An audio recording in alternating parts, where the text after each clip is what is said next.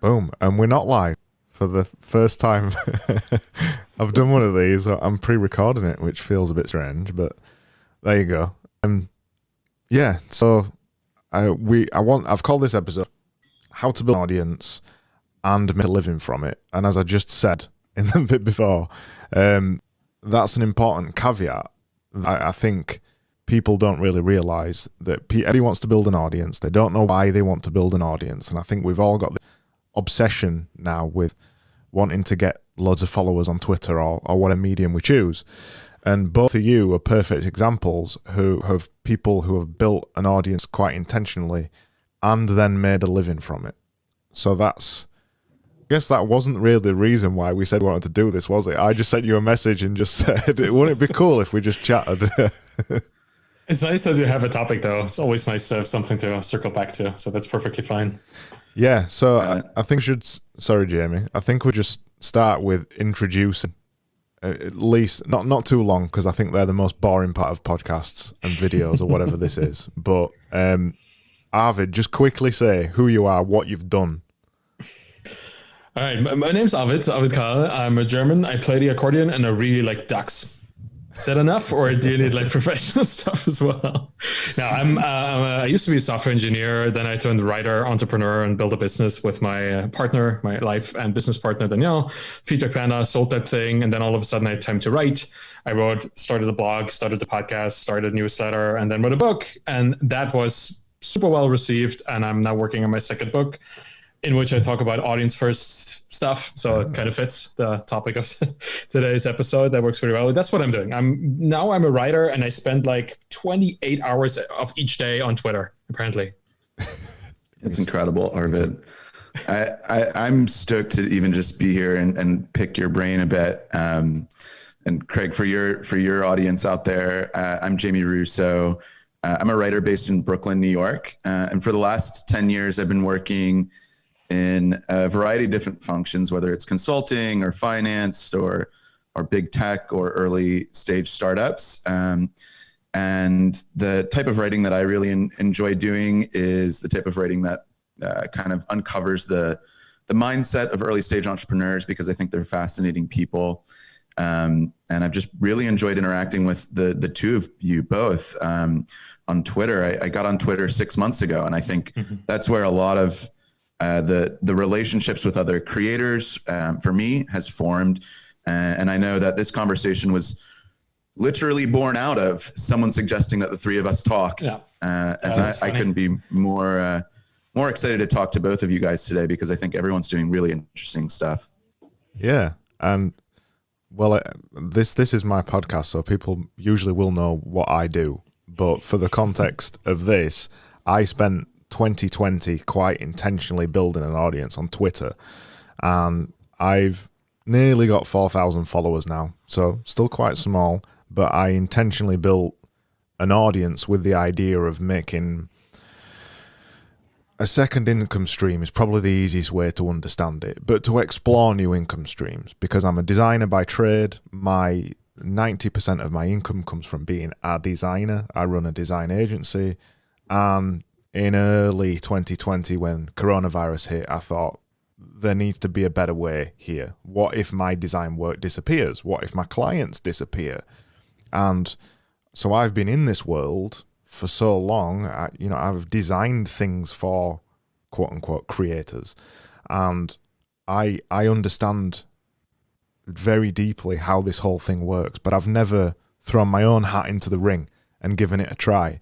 So I was like, right, well, it's 2020, COVID has hit, I need to change things, so I'm going to try it. So we've all come from maybe similar things, or reached the same conclusion, but from probably different places.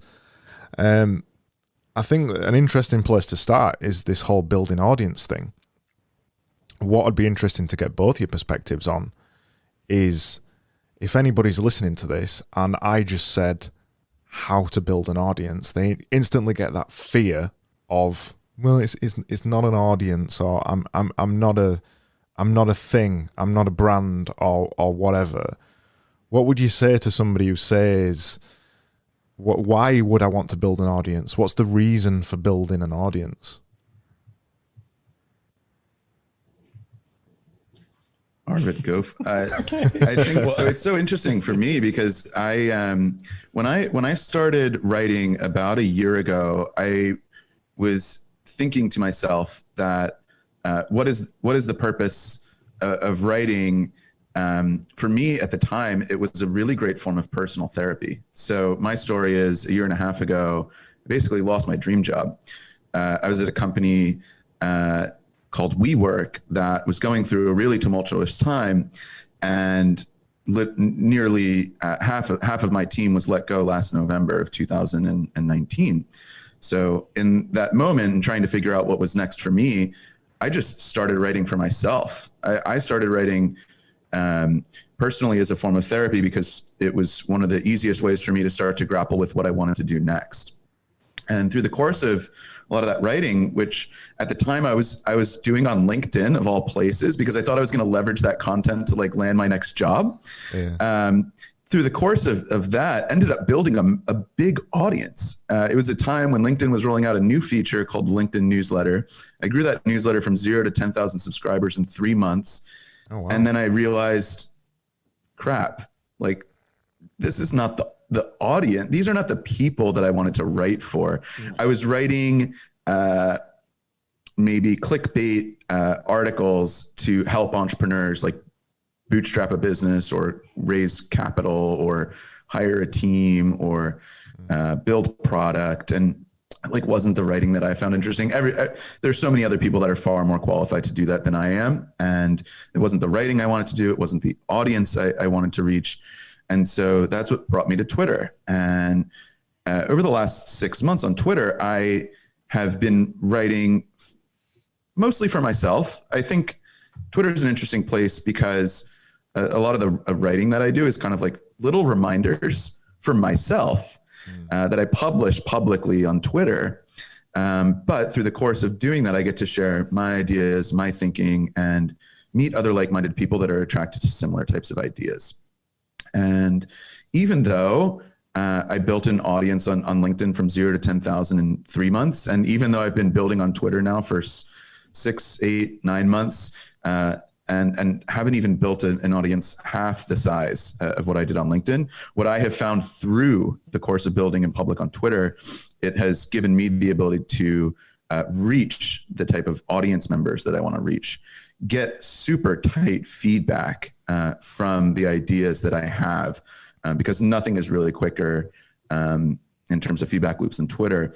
And through the course of all of that, be able to meet incredible people like yourselves and just be able to jump on Zoom calls, collaborate on projects. And it's just such a powerful way. So I think for a writer, a lot of people think like, yeah, you build an audience so that you have readers. But that's really only one very small piece of it. You also build an audience to meet friends, meet other writers, craft your ideas, hone those, so that when you do eventually build a product like a book, it's the best possible product it can be.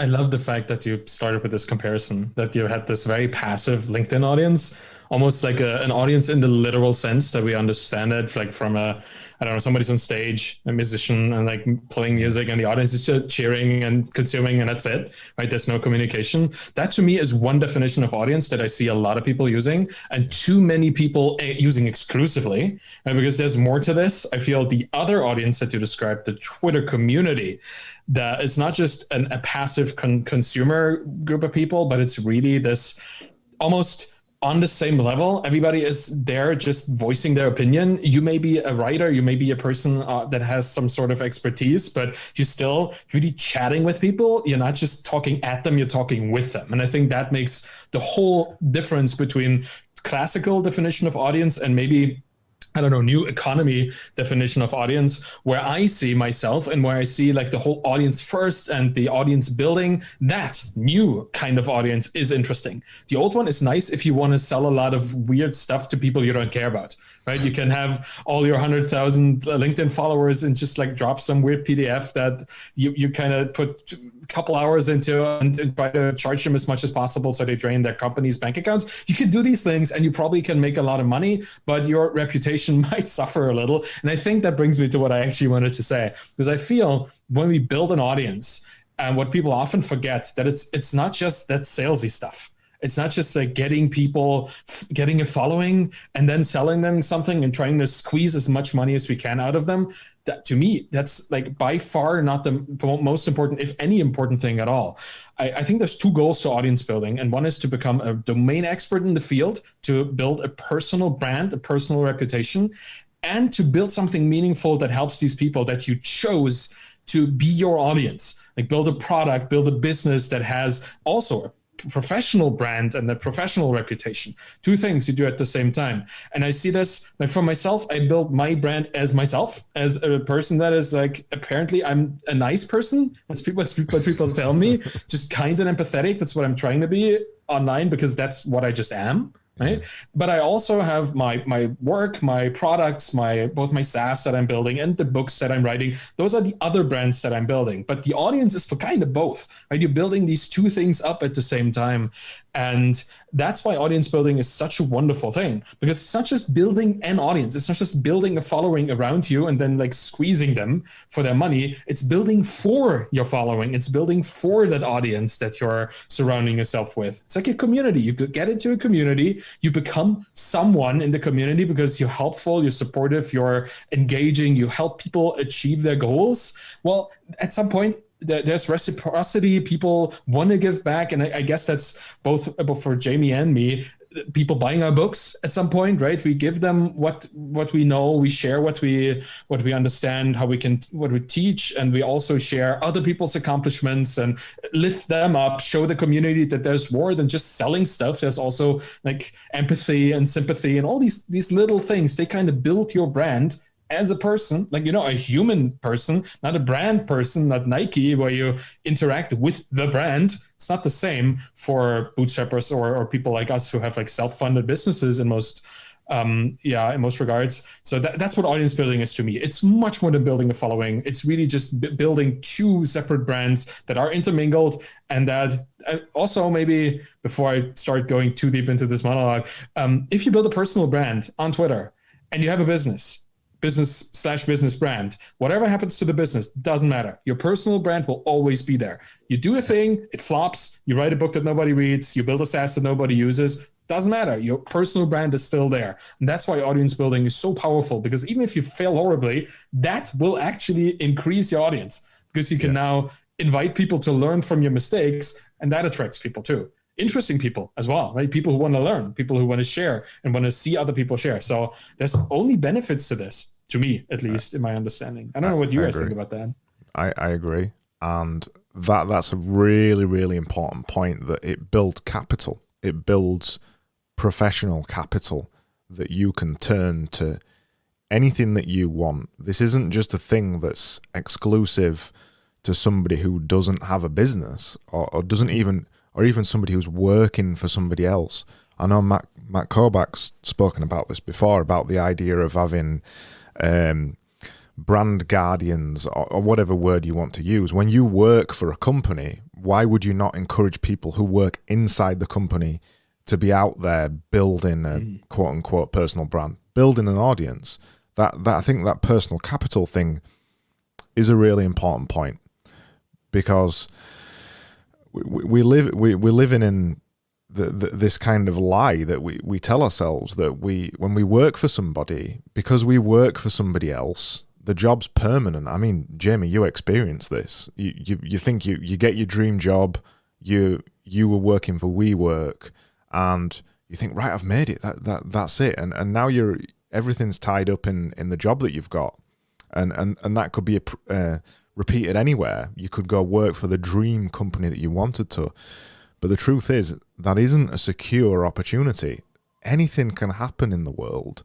And instead of tying up your personality and all your professional capital in that company, you can separate that a little bit and build it for yourself.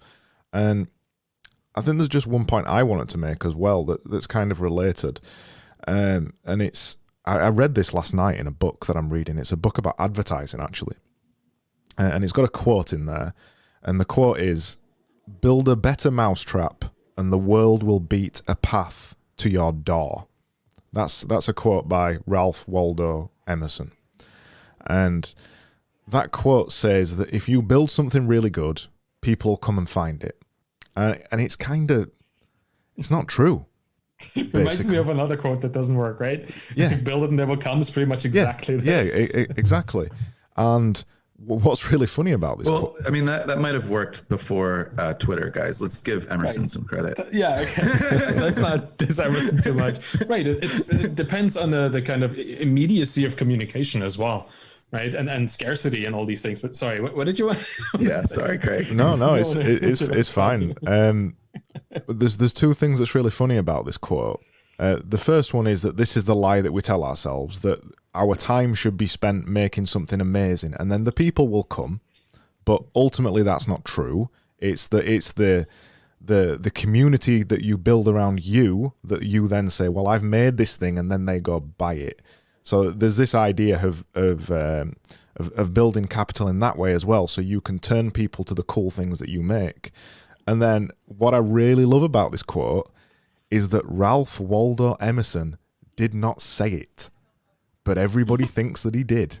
And it was an ad man that changed the words, that got the saying out there, that promotes Ralph now. He's long since dead, but it promotes Ralph, and it's the perfect example of marketing something instead of just saying something. Do you know what I mean? The quote would have never been out there if it wouldn't have been put out as content, as a marketing thing. It kind of shows the power of content. I don't know if that point makes any sense, but you know what I mean. No, it certainly is interesting to use the reputation and the kind of potential skeptic reactions of people to this quote in particular. There's a lot of stuff going on with the quote. I really like it though, like the discussion about something like this, because I do feel, and Jamie, you just kind of hinted at that at a certain time that made sense. At a certain time, quality work was actually what attracted people, because I think first off, you knew fewer people. So you knew more about the people you knew. And there's always this kind of back, like just a couple hundred years ago, before the telegraph and before instantaneous communication, like the fastest thing you could do was write a letter and hope that somebody would carry it from your place to theirs. Like, to me, that's still mind-blowing that this is the fastest way you could communicate anything. And usually, particularly with important stuff, they try to write as little as possible. So they would save like a couple seconds here, and then the writer would get new horses and some station, like a fresh horse, to write even further. The lines of communication back then about how fast information could spread and how fast people could make a choice, and an informed choice, were obviously very different to what there is today. And I guess today, community is something that a couple hundred years ago people would not have understood as community. Community today is something highly dynamic, right? I literally get 100 new friends every day, or 100 something new friends every day. Yeah. This is not the norm for a human person to interact with other people, right? This is just our current technological state in which we operate with our things, which is why this quote doesn't make sense, because everything else doesn't make sense either. Don't really know where I'm going with this. It just feels the dissonance between what used to work in the past in terms of marketing, in terms of proof of work, social proof, quality of work, has been completely thrown out and changed significantly with the advent of the internet and with social media, in which this conversation takes place, right? Twitter in particular is an incredibly genius social medium. It's both personal, so it kind of enabled us to have this conversation before we jumped on this call, but it's also personal communication in public. So everything you do is an act, in a way. Yeah. I was trying to rectify this because I'm writing about this. I'm trying to tell people and teach people how to be genuine and still intentional on Twitter. And it's always a balance act, right? You can, if you genuinely yourself and you see something stupid written by somebody, you react and you just start yelling at them. That's like, at least my human reaction is, like, you're an idiot, right? Here's why, kind of stuff. But if you do this as a personal brand builder, as an audience builder in public, then this is not a good thing to do. So you have to kind of control these urges and act in the interest of the community, but also act in your own interest. It's a very complicated thing to build in public and to be a public persona and to raise this kind of following around you and be both yourself and be the person you want to be and want to portray to be to people. It's a very complicated thing, and I'm surprised that people manage this, because psychologically it's super complicated. Do you agree with this, or am I just overthinking this? I actually was thinking about this yesterday, and part of the reason I was thinking about it is because I think it's a very easy thing to like fall into that common mindset of like that imposter syndrome when you are building in public, when you are sharing your ideas freely on a platform like Twitter, when you are simultaneously aiming to build relationships while also like going for growth. And that to me is something I wrestle with constantly. And some days it's like it's something I'm not thinking about, and I'm just, you know, out there freely doing it. And then other days I still continue to go back and say to myself, like, am I writing this for the right reasons? Am I publishing this for the right reasons? Like, is this my true and authentic self? And I think part of the reason for the listeners that I'm going through this is I am a relative newcomer to Twitter. I've been on there for more or less 6 to 9 months. And I think every single day I am still continuing to try and refine the message that I'm sharing with the world. I think the more and more reps that you get in, the more and more you're capable of truly sharing who you authentically are with the world in 280 characters or less, is just like one of those things. But for me, I continue to feel like when I look back, man, what was I thinking 6 months ago? Like, or like 3 months back, like, why was I aiming for such growth as I was like launching this book? Like, was I doing this the wrong way? Are the people that have like signed up to follow in my journey, are they signed up for the right reasons? And, you know, so on and so forth. You guys will hear me say this a lot. Like, I try to use Twitter to find friends, not followers. But is there ever a point where that mindset is going to break? Like, and so again, like, it comes back to that idea of like imposter syndrome. I think everyone feels it at one point or another as they're growing. And I just wanted to actually bring it up and raise it with you guys. I felt you have some interesting perspectives on it. I felt it because it was early 2020 when I started using Twitter very intentionally.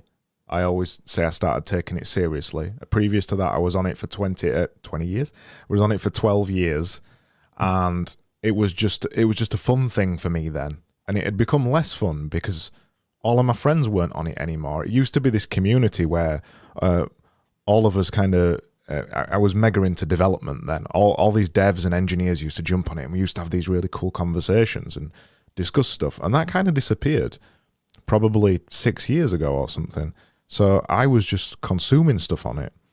And I wrestled a long time with what I was going to say on there. At this point, beginning of 2020, I was 14 years down in a career as a designer. I am a very experienced designer. And I was scared to say things about design, to the point where for 2 or 3 months, maybe even a bit longer, I never spoke about design. I was talking about just typical crap, really, personal development and all those kind of things. The kind of things I occasionally drop in now, but it's more about design now. And I had this thing in my mind. The thing I always used to occur to me in my mind is, who am I to say these things? And I think that's what a lot of people think. Who am I? Who am I to say these things? I'm just a 30-year-old guy from a little town in the UK. Who am I to say these? But there's a point where you just think, well, I'm just the same as everybody else that's saying these things, really. There's nothing that makes them special, just like there's nothing that makes me special. And you just try it. You just start saying these things. And then all of a sudden, there's like this opening of your mind where you go, oh, I actually do know what I'm talking about, because I talk about it every day with clients anyway. And you realize, oh, I am actually an expert, quote unquote. And I'm okay with saying that. But imposter syndrome is absolutely a thing. I found it's not something I've found tough in my career, but when it comes to out saying things in public, that's a whole different ball game. I suffered from it massively there. Yeah, I can relate to that. I also often felt it, and I felt it, like I still feel it. It's the weirdest thing. Like there's people who praise me for stuff, and I feel, do I deserve this?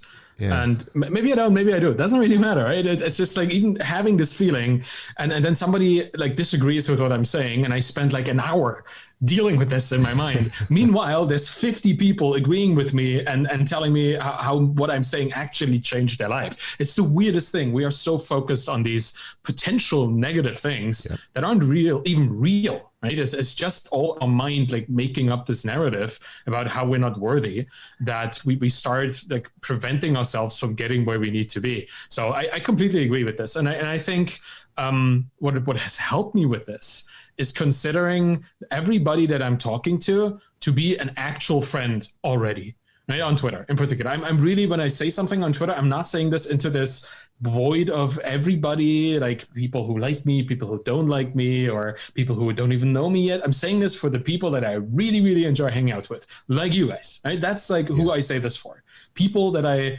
have in my mind made into friends. We may not be friends just yet. We may be on this little path of building this relationship, but in my mind, they're all already friends. And all of a sudden, it's like when you talk to friends and you say something that turns out to be stupid, you just say, "Oh, I'm sorry, take it back," or "Yeah, okay, this what you just told me changed my mind, and now I actually learned something. Thank you." If you can do this in public, like it's literally you become undefeatable. Because you know, like learning and publicly admitting that you're wrong and correcting your opinion, that attracts people like nothing else. So if you want to build a following of people who like honesty and vulnerability, then you might just want to be honest and vulnerable. It's like, it's obvious, but we all feel this public act of presenting ourselves to public Twitter community. We would have to put on this brand, this kind of, we have to put on a brand, not be a brand, be ourselves, but act like we are something else. And that never works out. And I think that's the imposter syndrome. I really like this thing that I saw the first time written in a piece by Anne-Laure Lecointre. She said, the only people who don't feel imposter syndrome are the actual imposters.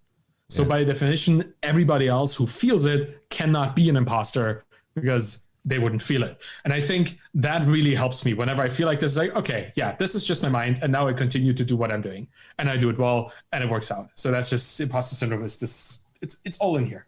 Right?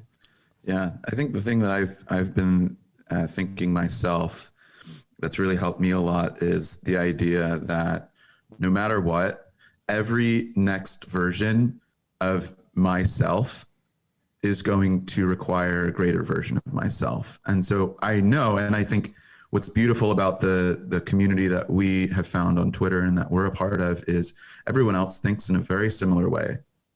And so I think there's a really incredible beauty of being able to look back in time at a version of ourselves and say, man, like maybe I don't like the way that I was, but I'm proud of who I am. And I'm proud that I was able to go from where I was to where I am now. And not only that, but I wouldn't have been able to get to where I am today without version A, B, C, and D of Jamie Russo. So that's something I think is really cool. And especially when you produce a product like a book, Arvid, like we now have the ability to like look back on our notes.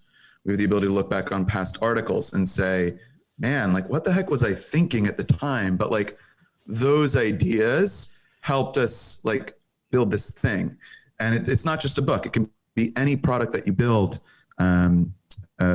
you know, and I think that's what's so cool about having our notes and our ideas on Twitter in public, even if like I look back and I say, like, who was I?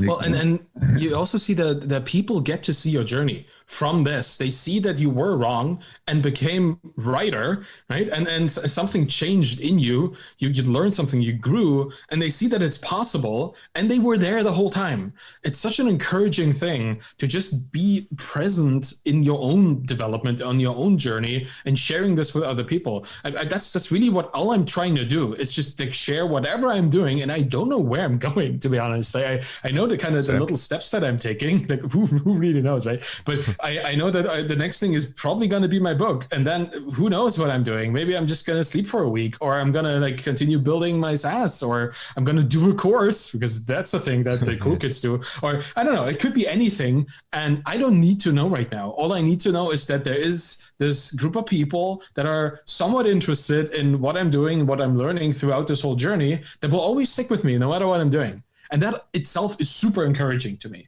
Like that is just driving me forward every day. I've been writing like every single day since the 1st of January on this book, because I really want to get it finished. And the kind of feedback that I get from my daily, this is day whatever, now is day 28 of the marathon. The feedback that I get there is just pushing me out of bed the next morning back to the writing part. It's just really being on a journey, having people join you, and they don't need to cheer. They don't need to like be like actually encouraging. Just the mere presence of them is good enough for me. I think, and yeah, it's just such a powerful thing to do this in public. And I hope to inspire, but I don't want to force that. Right? I just hope that somebody else is seeing this and thinking, okay, I'm also an expert. Like Craig was saying, like I've been doing this for 12 years. I may not be an expert, like an acclaimed expert that gets invited to panels or conferences, but I know like 12, like over a decade's worth of stuff from an industry that other people would love to be part of, right? Design, software engineering, like entrepreneurship. These are all very both fashionable and, let's be honest, lucrative fields to be in. So by just showing people that this is possible and here is how and here's what I know, you're just inviting people in. It's just and that's the last thing I'm going to say. The abundance mindset that I see on Twitter and in our community compared to the zero-sum mindsets that I see in other communities is just such a strong driver. Right? When you know that if I add something to this community, I'm not going to take anything away from anybody else. It's going to be better for everybody involved. Well, then of course you should do it. Then of course you should build an audience and build in public and share what you know, because it's a net gain for everybody. You're not stealing anybody's attention by being amazingly helpful. Right? It's like the fact that we consider this to be a problem, that we keep ourselves back, or that we try to push other people away from becoming an expert, domain expert in a field, is mind-blowing to me. Everybody should try this. Everybody should share what they know. It's a net, like it's a win-win-win situation. Community, you yourself, and the people you interact with. Everybody is benefiting. This is the only difference between an expert who is known and an expert who is not known. The expert who is known is the one who started a Twitter account or started a newsletter or whatever. They aren't any better. Yeah. In fact, usually they actually aren't better. They are actually not as good as the practitioners who are in there day in and day out. But they had something in them to decide to put themselves out in public. And they just said, hey, I'm learning about this thing. I know a lot about this thing, and I'll tell you everything I know about it. And that is literally the only difference they've got. I remember when I started my career as a designer, and I went to my first design conference, and I was sat in this audience, and there was 300 or 400 people in the audience, and I was looking at these gods of design up on the stage telling me all these amazing stories and these amazing things, and it always made me wonder, why were they chosen? That's what I thought at the time. Why were they chosen to be the experts? Why were they chosen to be on the stage, and why am I sat in the audience? And I thought about that a lot for a long time. I used to wrestle with the idea, what made them where they are, what put me where I am? And over time, I realized they're not as good as I thought they were. They're good at talking, they're good at speaking, they're good at articulating their thoughts.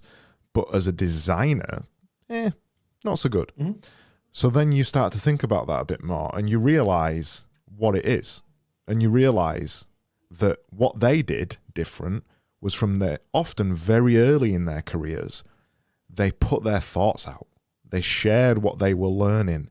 No ego, no saying this is the best way to do it or anything. This, hey, here's what I'm learning. And that, there's a perfect example on Twitter, a chap called Catalin Pitt. And he did that from the very second he began his career and built an audience from it. He knew nothing, literally nothing. And he said, hey, I know nothing. I am learning about how to be an engineer. Here's what I'm learning. And he built an audience from it. And I think that there is the main difference. It's getting over the first hurdle of just saying, this is what I'm learning. You don't have to say that you're an expert. I think it's better when you don't, to be honest.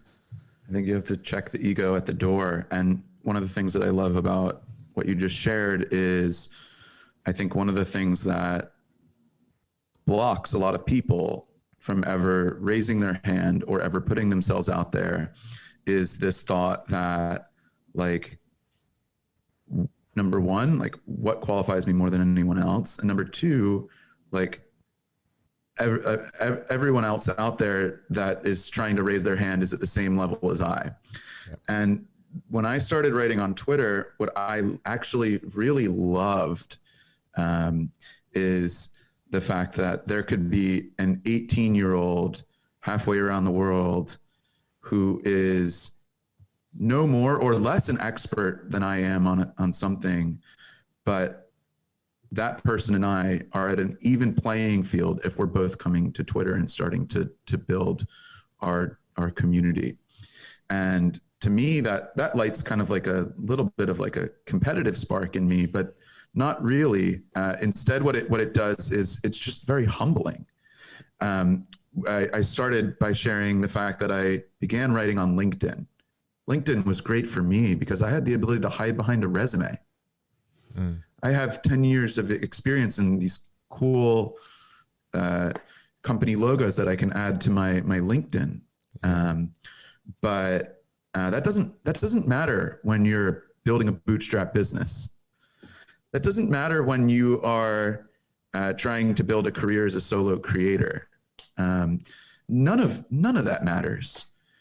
It's helpful, but none of it matters. Like, I'm on an even playing field with anybody that's starting, you know? And I found that to be super humbling. So when I started writing on Twitter, I didn't tell people I was actually writing a book. I didn't tell people where I had worked. I didn't tell people my WeWork sob story. Instead, what I did was I just was myself.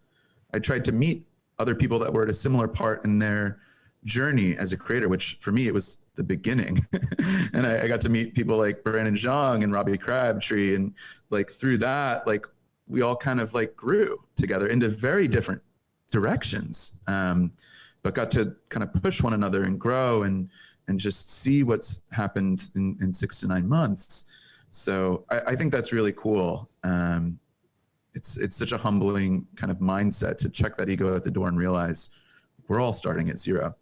I'll let Arvid come in on this afterwards, but I want to just really highlight one thing that he said that really changed my mind. And I've had this attitude in design for a long time, but the same is with audiences.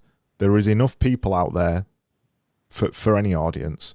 Arvid could write a book about design. I could write one, and you could write one, and they'd all do well because there's enough people out there that are interested in things, anything. You don't need to corner one part of the market just for yourself. There's enough for everybody.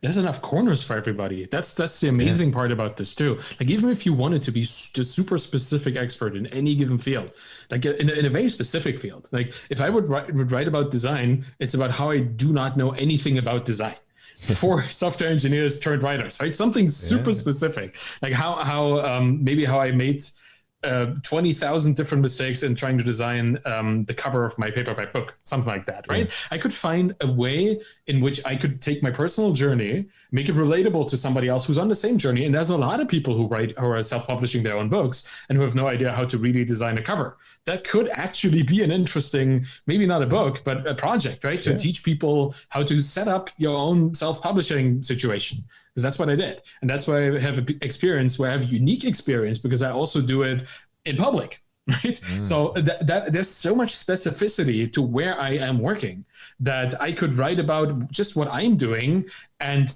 find thousands, maybe not millions of people, but tens, maybe hundreds of thousands of people who are in the same mindset. And I could make a solid, sustainable earning just from the royalties from that one, whatever it is. It might not be like $50,000 a month. It might not be like a SaaS MRR situation, but it could solidly pay for my food and my rent. And that's honestly, if I have a couple of those, that's all I care about, right? Because I don't need to like make the world's biggest fortune from my little community. Just having enough that allows me to continue doing what I'm doing, that's all I'm looking for at this point. I mean, I say this as a person who sold a SaaS business a couple of years ago. So there's some sort of financial security from which I'm talking. So I'm just want to be honest about this. It's not that I'm living a paycheck to paycheck situation. There's a buffer somewhere, but still, I'm not trying to like reach Elon Musk kind of income situation. Right? It's just not really what I'm going for, because I honestly feel in the community that I'm in, I do more for the community by just helping other people in the community succeed than succeeding myself.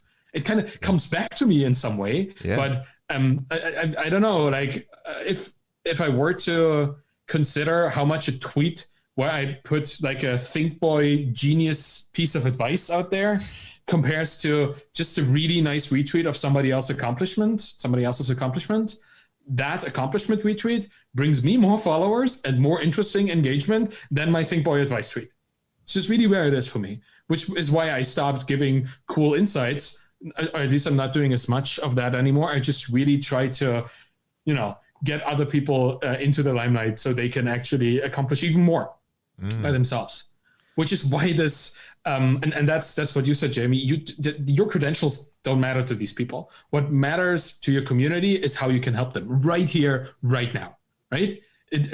Your degree, and I don't even have a fancy university degree, kind of dropped out there because I wanted to go into software engineering and it was all a bit too academic for me. I don't have a degree. Like if I were to find a job right now and somebody would ask me for like a computer science university degree or I don't know, like a business degree, I couldn't produce it.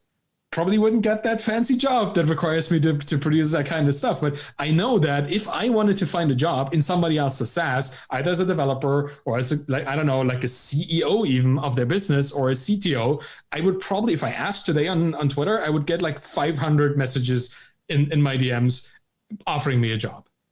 It's just like the network is so much stronger because they already know how you help them. You don't have to show your credentials, which suggests that you know it. You do that already by building in public. So it's a totally different ballgame, I feel.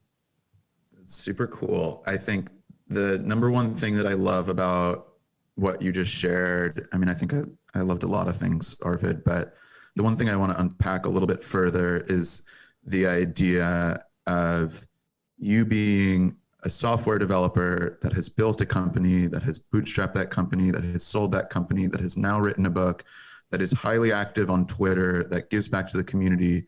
Like that is you productizing yourself. And there are a lot of other avenues that other people could go. Like instead of you doing that, if you took Twitter and turned it into Facebook, all of a sudden we have a new person that is like Arvid in a lot of different ways, but has created their own thing in their own corner of the internet. Nobody else is going to build Feedback Panda, by the way, but just take that as an example. Like there's another corner somewhere that is equally as large, but Arvid chose Twitter, or insert Medium, or insert Instagram. Like there's all these other little corners, but then you can take other little things and tweak them and remix them and make them yourself. So what I really love about building right now is every little step that I want to take is more fully productizing who I am. Yeah.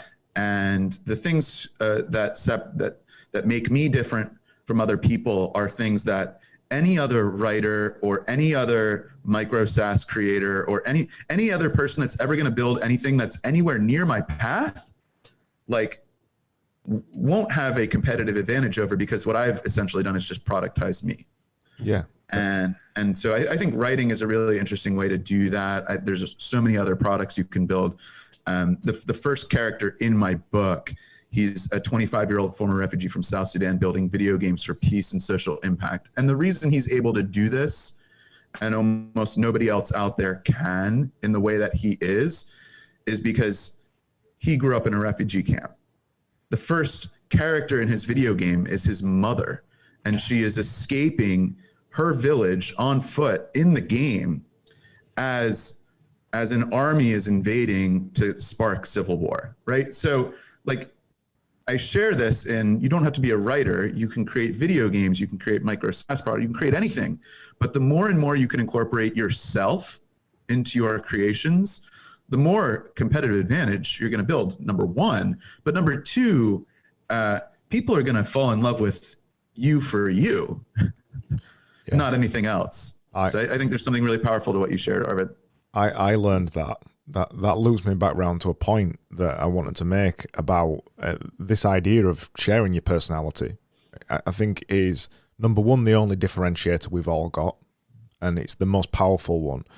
But number two, when I started writing on Twitter in February, I wasn't sharing my personality. And it took me a couple of months, probably the whole imposter syndrome thing again and all of that kind of thing, to stop presenting a perfect version of myself. And then as soon as I started basically getting crazier with Twitter and just doing stupid things and just making no sense half of the time, that's when people really start to come along, because you are showing you're showing yourself. And then it becomes the differentiator. Not only on Twitter, you follow me on Twitter because it's not quite like any other experience, but also the way that I look at things if I make anything, like you said, that because my personality is being stamped on something, if you let yourself stamp your personality on something, I think it's an important point. If you let your personality be stamped on something, you have made a product that cannot be replicated by anybody else. And that's really powerful. It's what Seth Godin is saying, right? Like with this whole approach to you don't have to serve everybody. The moment you serve everybody, you serve nobody. Yeah. Because everybody has their own preferences and stuff. But finding like your minimum viable audience and serving them explicitly, well, with a personality, that kind of restricts the audience to begin with, which is awesome, because like you will get people who like you for you. If you are you, and if you are yourself in your content and whatever you produce as well, which should come naturally to you because that's just who you are, right? It's like it's actually easy mode. You don't have to pretend to be this perfect version of yourself. And I really liked your tweet the other day where you said you're the king of bad treats. I'm just paraphrasing this. That's such a nice and honest interpretation of how you work, right? You write bad stuff sometimes, but that is not bad because it's like bad quality. It's just like quirky. It's just yourself, right? It's stuff that you find funny that other people might not, which is fine because we all have different tastes, but they kind of pre-select themselves. Like if you are who you are, your audience will like pre-select to be just like those people who actually like what you do and who you are. And those people, it's like the 1,000 true fans kind of analogy, right? These are not true fans because the quality of your work is the best they've ever seen. It's because it's the right quality of work for them. And that makes a whole lot of difference, which is something you could never figure out if you didn't build a public audience or an audience in public. Like you wouldn't know what resonates with people if you didn't try all these things. And honestly, I've been on Twitter for, let me check, joined July 2011. That is when I opened this Twitter account. I have one that is 2 years older, but some weird stuff happened there and it got kind of left somewhere else. It's like a personal account. This was a dev account that I made that just turned into my personal account because I'm lazy and I didn't want to switch back and forth. Doesn't matter. This is a now 10-year-old account almost. Yeah. And I really only started using it in November 2019. Essentially, we all three of us are not older on Twitter than kind of 2020, right? In a way. And I should have done this much earlier. I had like 400 followers that I had accumulated over these 10 years almost, or 9 years. And then all of a sudden, I really just was myself and put myself out there. And I found thousands of people who didn't mind. It's kind of how I consider my following to be. People who don't mind who I am, right? And that's awesome. Like everything I say is usually met with at least understanding, right? It's understanding, approval, or enjoyment, or celebration, anything on those levels. But the basic minimum is at least, well, blissful ignorance, but then there's understanding, right? People, okay, I get where this is coming from. I know this guy, he probably means this. And that is such a valuable thing, just to find your tone, find your voice, which is why I always recommend it. Like there's nothing to lose, honestly, in finding the people who like you, right? There's so many good things in there. And the first one is I want to come back to something you shared at the very beginning. It's that idea of like, I don't know. There's terms out there, but I think we're all still hunting for terms. And Arvid, I'm sure in your next book, you're inventing new terms or taking terms that are sort of known and making them more known. Mm-hmm. But it's that idea of like the influencer versus the creator. I wrote an article about this last year. Like there are kind of like two ways you can create an audience on Twitter or any social platform. You can build a fan page or you can build a community. And like the fan page example that I gave is like Cristiano Ronaldo, right? I don't know where he is right now. 100 million followers on Twitter, maybe. Cristiano Ronaldo posts something on Twitter, and everyone engages with Cristiano. Mm-hmm. And it's interesting to me. Like Cristiano is an influencer. He's built this fan page. Like people only go there for Cristiano. Yeah. Versus, I'll just juxtapose that against someone like a Jack Butcher of a visualized value. One 1/100th of the following maybe. But yet, what Jack has built there is not a fan page. He's built a community, and the one of the key differences there is people don't just go to Jack's comment sections to interact with Jack. They go there to meet other people and interact with each other. And so I think like there's something very special to that, like fan page versus community. And I don't care what the terms are, influencer versus creator. There's something special there, and you don't need 100 million followers to create something very meaningful and sustainable. You know, there's a lot of different ways to do it these days. I think that I'm doing a talk on Saturday about personal branding for designers, and I've been thinking a lot about terminology and what really that I did in 2020 that differs from what I did for 14 years. And the thing I keep coming back to is a little bit about this idea of influencer versus creator. And it's this idea of prioritizing creating regular content. It doesn't matter what the content is. It might be tweets for you. It might be a podcast. It might be YouTube videos, whatever it is. It might be a blog. But as soon as you prioritize making regular content, ideally daily content, I think for some reason I keep returning to the daily thing, and I think it's important that you stay fresh in people's minds. When you create content, what you suddenly start to do is everything that we've been talking about. You put your personality out there, and then you also, because you've put your personality out there and your content, people can see the content and either filter you in or filter you out, and then you become a part of somebody else's habit. And I think this is the difference between a creator and an influencer.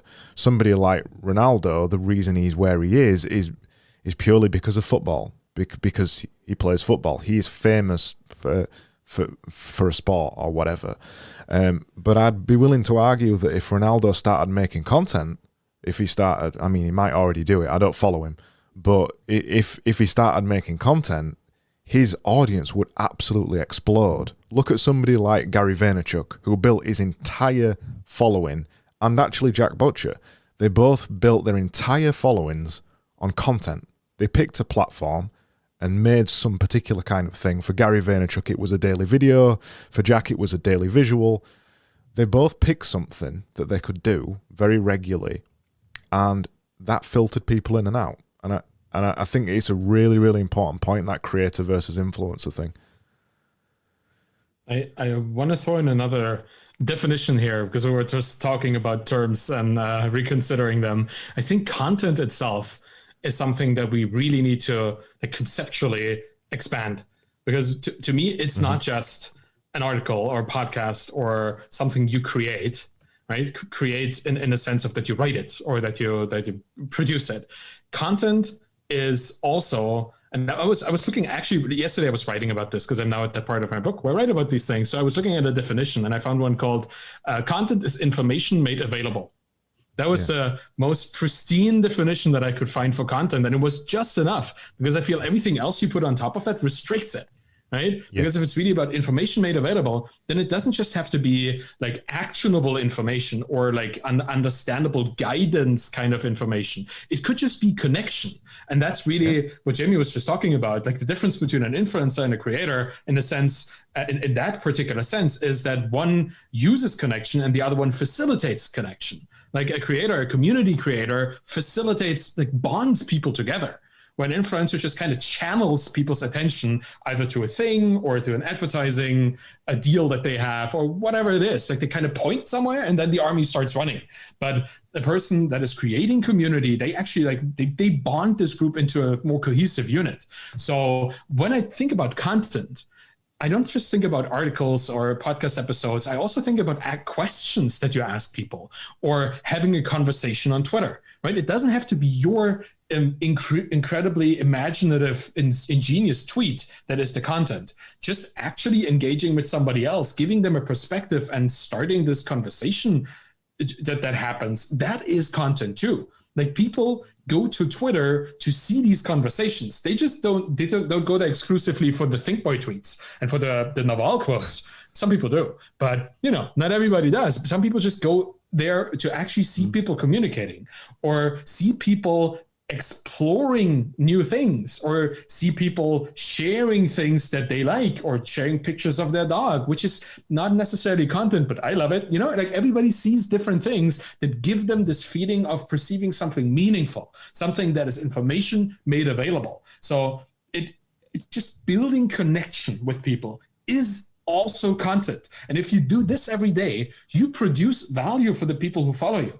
Doesn't have to be an article, doesn't have to be a podcast, could just be hugging people virtually. That's good enough. That's what I'm trying to say. I think that's a great place to end because Jamie said he needs to go. That was so fun, and it feels like we've literally touched the surface of it. I think we might have to maybe make this a regular thing or something. I don't know.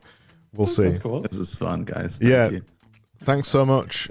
I honestly want to say, like, I feel like a Brit, a German and an American just walked into a bar, and I really love that. Like, that's the beauty of 2020 and 2021 right now. That's right. Yeah, but there's no joke because we're all actually really boring. So. Anyway, thanks guys, and let's chat again soon. That was awesome.